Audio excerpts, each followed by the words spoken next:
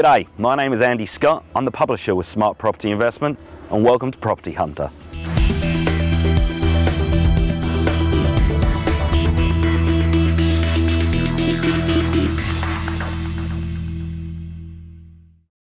Finding the next area that's set to boom is always near the top of any property investor's list when they're looking for their next purchase. But that's only half the story. As any professional buyer will tell you, no two properties are the same.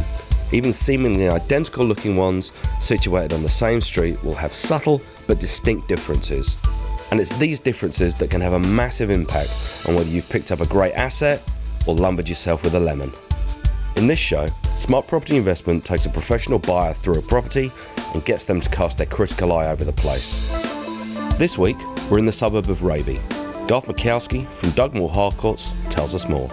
Raby's a tremendous marketplace. It sits within our northern suburbs of the Macarthur region. It's predominantly a mum and dad market, so we find that in Raby, you know, our young mums and dads, established mums and dads that have raised their children here, live here. We get a small mix of investors that do come into this marketplace. It's highly sought after, mainly because of its locale. It sits on the gateway of the M5 and M7 motorways, which makes it a really great choice for commuters and people that maybe need to travel into the city. Now let's meet our property hunter. I purchased my first property when I was 19, which is back in 1993, and my current portfolio stands at 45 properties. But overall for clients though, we've bought well over 2,000 properties. Okay Todd, so here we are. First impressions, what do you start looking for? Where do you start your tour? You can tell it's an owner-occupied home. It's obviously original, a little bit dated. On the left-hand side here we have a garage conversion. It's council approved, and what they've done, they've actually filled this in with it's bricked in and obviously glass through there, and they've put a carport out off the front. But I'm looking at something to make money on it reasonably quickly and on-sell it, or are you looking for something to buy and hold, or does it depend on your strategy and that affects how you judge something like this? Personally, I'm more of a fan of a garage, okay, having secure parking. Outside of having a car in here, you can also have storage in here for other things as well. So the garages tend to be a little bit of a junk room for a lot of people as well. Absolutely. So where it is like now, yeah, this couldn't be a junk room. On the right hand side here, we have our lounge and dining. It is very original. Carpet's in great condition, although sort of a little bit dated. Probably an early 80s house, has the arches. That's a real simple fix to straighten that up to make it give a bit more of a modern look. Good size lounge, is that important? Yep, it is. It's nice. Has a good dining area in here through as well. A little bit dark in here. We do have the sun coming from a different angle. Maybe putting some downlights with some more whiter globes that are in there and brightening the place up. This is the type of property that I look at and see that there's a lot of potential here to value add when you sell.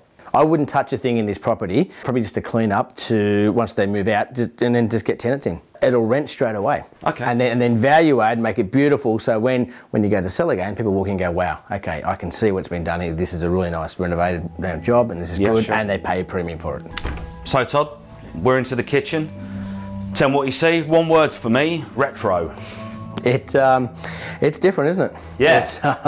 Lots of wood, lots of early 80s, but I guess the other way you sort of got to look at this is this has all the fundamentals of a great kitchen. It is solid. The framework is great. You know, you can't move anything on here whatsoever. So to me, new bench top, cupboard doors open perfect. So new doors, new stainless steel appliances, get rid of the old lovely copper. Some splashbacks, you could change the whole look of this kitchen for very minimal cost. Is there anything else here that you see as easy wins or stuff that you see as red flags that you need to be worried about? This is where I'd move that dining table area into here. Okay. Lose all this storage because it goes all the way back to the end of the fridges, as long as my arm, okay, and you've just gained that much in space. And then you can have a nice dining table here and open that up, the lounge room, and make that a bigger space as well. This looks like it's nice paneling.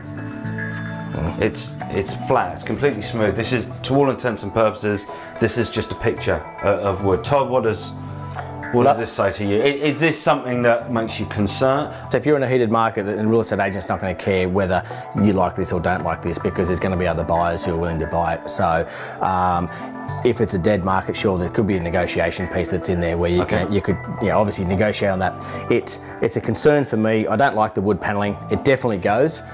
Whether it goes now or goes when you sell it, and you can just gyp rock up, no problems, and paint.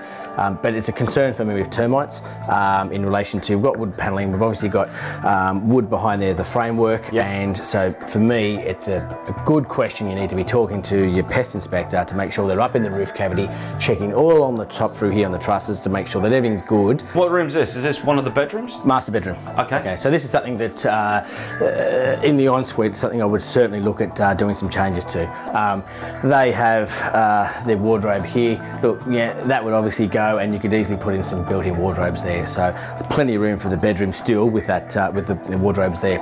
Is there a concern that this is small? Not a problem for this price property. Okay, you can get a queen size bed in here and run it off the back wall there, and still have some bedside tables off the side here. Well, I noticed this place has an ensuite. That's got to add something to value, surely. Everyone likes an ensuite, don't they? They do, but on this one, I don't think you can swing a cat in here. It is tiny. There's not a lot you can do in here whatsoever. We literally can't both get in there at once, can we? No, unless one of us. And even doing some space-saving techniques with the sink and the bench top here, there's still not enough room in here. Shower's just there, but what we do have, we have the advantage of saying that the other main bathroom is actually on the other side of this wall. Shower here, bathroom on here. Okay, so we're going to look at the other bathroom now, which is just down here. So it's through the original kitchen. Yep. Todd, here's the bathroom. So you were telling us when we looked at the other room, but whereabouts does this add on to what we've just been looking at? Straight through here.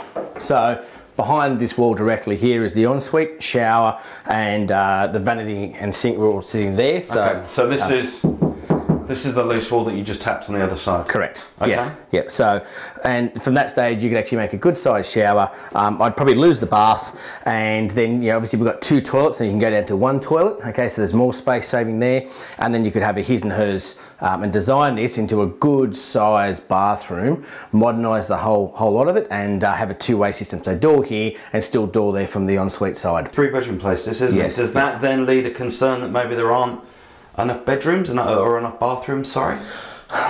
In some circumstances, yes, that could be the case. Okay. But when you've got such a pokey little ensuite, no, I think people are going to look at this and say, look, now we've got a big bathroom. So, where at the moment, there's 2 of us in here now, but it's still a little bit pokey for the main bathroom. This is what, the 2nd room or the? 2nd or 3rd, probably 3rd bedroom. A little bit smaller room. Still has the opportunity though, as a kid's room, that you could actually have some built-ins from here. So 2-door built-in system. As you can see, that there's not a lot of storage in through here, and you can still have a king single in through here or a double. Good enough for a kid's bedroom. Yeah, okay. But the other bedroom's just through there, so let's go and check that out straight away. It feels a bit bigger than the room next door. Much bigger. We have storage already in here with wardrobes. I would probably change the wardrobe system and have it coming off through here. Okay, so you could have 2 large double door wardrobe there built in, and then obviously with that extra room there, you could easily run a double in through here. How could I make this room that would add $5, $10, maybe even $15 a week on the rent? For me, if I was looking at this as an investment, yes, I would do the built-ins. 1, you don't want them carrying in wardrobes and bashing and scratching walls when tenants are moving in and out. 2, it's already done, and a lot of tenants actually don't have the wardrobes that they've already got, so they have to go and buy it. So they want built-ins. So, and for the minimal cost, absolutely, I'd get that put in. Okay, so, well look, we've done the inside of the house. Let's go and check outside. All right. This is the outside space. Look, I've got to say, first impressions, it's great. This looks awesome. Great entertaining area. I like the benches around the outside, so you could have a party here, no problems whatsoever. Is this something that straight away this adds a lot of value for this part of the area? Perfect. You see, people love being outside. Look, it's a great area, and look, if we sweep through, we can even come out here to the backyard. There's even more space as well. It would appear that there was some sort of pool in through here, whether it was above or in ground, I'm not too sure, but I would say at some stage there would have been something in through here. If there is a pool under here and it's not been dug up properly, you could be looking at a 10, 15 grand hole here. Is that something that you need to check out? Is that something that doesn't concern you, or is it something that you see as some way that you can use leverage? Did this owner have the pool? We don't know. It could have been previous owners. I guess you've just got to ask the questions and probe. One little concern while we're here is I'd have my building inspector check what is going on with whatever this framework is that we've got above here in this pergola area. So it almost, to be honest, it looks like it's supporting the fence. So I'm not sure if the fence is coming this way or going that way, but it looks like it's holding the fence up. So I would just make a note to the building inspector, okay, let's have a look at this. Does it need to stay? What's the story? As far as the garden work, yeah, nice. You can see some wood rot down through the bottom of the fence in through here. Yeah, the fencing here is I don't think it needs to be replaced yet, but it's not fantastic. Is it something that you look at these things and go, if that's got a year on it, that gives me a concern. If I think there's 3, 4, 5 years of that thing left standing, I'm not worried about it. It's a factor you need to obviously put into knowing cost, that you may need to spend that down the track. Yeah, for sure. So we've come back from the place that we've looked at today. Look, I think the first thing to stress is we're not looking at this as a principal place of residence. We're looking at this from an investment property perspective. From what you saw, talk us through some of the highlights, talk us through some of the lowlights. How do you sort of assess a property like that? Well, the first room that you could certainly add value to was combining the bathroom with the ensuite, making that into one two-way bathroom. And I know you're limiting back to one bathroom, you're making it a nice big room and getting it nice and bright. So I think that, yeah, certainly could add value there.